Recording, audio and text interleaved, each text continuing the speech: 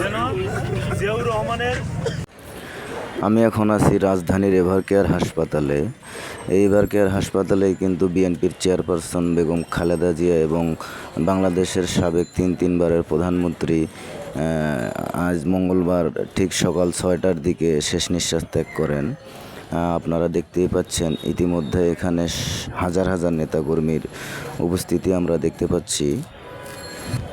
আপনারা হয়তোবা ইতিমধ্যে সবাই জানেন যে তিনি দীর্ঘদিন থেকে লিভার, ফুসফুস এবং কিডনির জটিলতার কারণে রাজধানীর এভারকেয়ার হাসপাতালে দীর্ঘদিন থেকে চিকিৎসা নিচ্ছিলেন। আপনারা দেখতেই পাচ্ছেন ইতিমধ্যে কিন্তু এখানে নিরাপত্তা ব্যবস্থা অনেক বাড়ানো হয়েছে। হয়তোবা কিছুক্ষণের মধ্যে এখানে পরবর্তী যে পদক্ষেপ বেগম খালেদা জিয়াকে এখান থেকে কোথায় নেওয়া হবে এবং দিক নির্দেশনা দেওয়া হয়তোবা হবে কিছুক্ষণের মধ্যেই।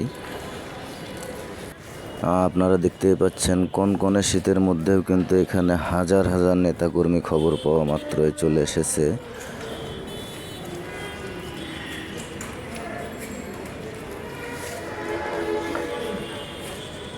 এখানকার নেতাকর্মীরা আসলে পরবর্তী দিক নির্দেশনার অপেক্ষায় আছেন যে এখান থেকে বেগম খালেদা জিয়াকে কোথায় নেওয়া হবে এবং পরবর্তী যে দিক নির্দেশনা দেবে সেই অপেক্ষায় আছে সব নেতাকর্মীরা।